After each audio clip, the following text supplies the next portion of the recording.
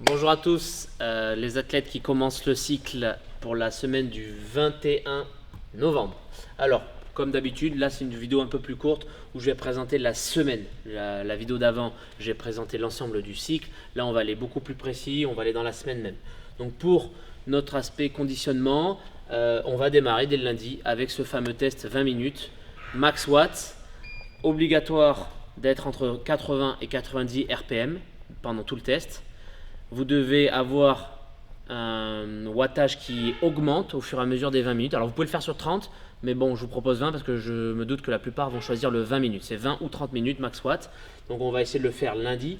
À l'issue de ce test, on aura comme pour l'ancien cycle, on aura des zones, mais surtout au sein même de la zone 2, on aura zone 2A, 2B et 2C. Et ça va être hyper important. Pour une même zone 2, on aura des données différentes parce que toutes les séances vont être cadrées au millimètre près, il faudra bien les respecter.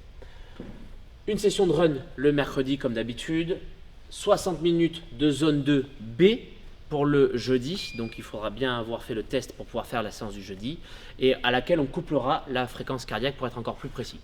Enfin, je vous propose de démarrer le cycle de 12 semaines par un test de 2000 mètres haut pour ceux qui, comme moi, font la séance de rameur tous les samedis pour démarrer en début de cycle et aller piller notre 2000 mètres haut en fin de 12 semaines.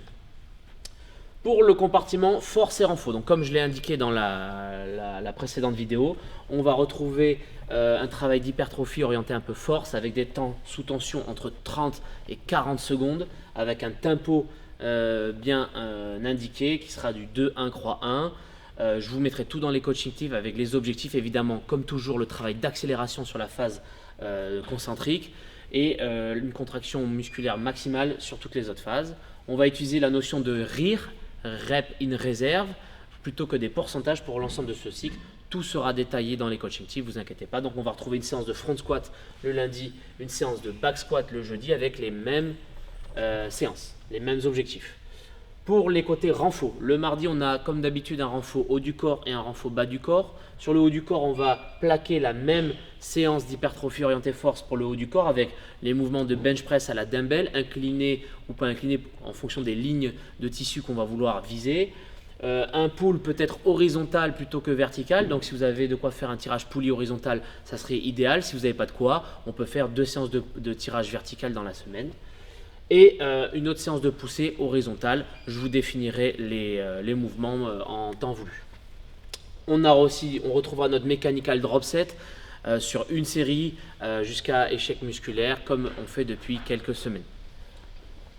Le renfort du vendredi, un seul bloc, upper, où là on retrouve obligatoirement pendant 12 semaines nos mouvements de base, le bench press à la barre, la traction strict lestée et le press à la barre, c'est des mouvements que je veux qu'ils soient ligne rouge et qu'on progresse tout au long du cycle.